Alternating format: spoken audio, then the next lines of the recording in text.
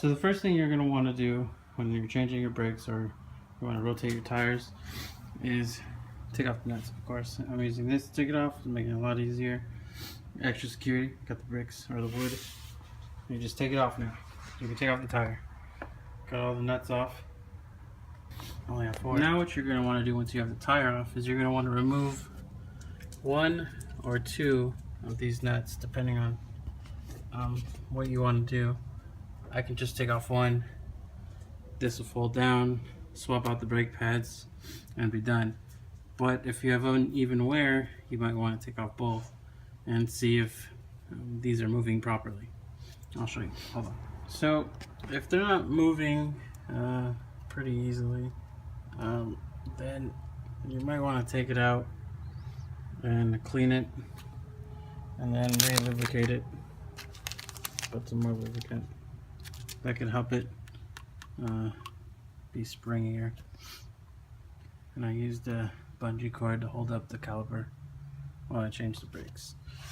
And as you can see, they're pretty worn. Not as bad as I thought they were, but either way, gotta change them. So I removed the bottom piece that was right there, and I'm gonna replace it with the new one. And there's a top one. I'm gonna replace that too. We'll see what it does. So now, when you just put the brake pads back in, this little thing with the little lever thing, or I guess it's to let you know your brakes are getting low and you need to change them, makes it squeak. You just slide it in these slots right there. Top, bottom, line it up, push it down, and it should be good. Then we'll move on to the next one. Oh no, wait. We still have to push this thing back. Now, usually I do it with like a edger blade, but a guy at AutoZone, he told me to use the brake pad to push it back in the caliper. So what you're gonna do, I'm only using one hand, so it's a little bit hard for me, but you just put the brake pad back in there in front of this, and you line it up with this, just a clamp, and then you just keep cranking until it goes all the way in, so that way you can fit your new brakes on. Now what I like to do, and what you should do, look at my hands, is you should open the brake fluid cap, so that way when you push it back up or in, the brake fluid level will rise and it's a lot easier. So pop the trunk. I hate touching this car with my dirty hands. Pop the trunk. Just cover around here. It's Christmas time, so if you're watching this video later, that's why I have Rudolph. What the heck is this lever? Okay, so like I said, just take it off, just so that way I feel so it can breathe while you're pushing the brake back in there, and then get to the clamp.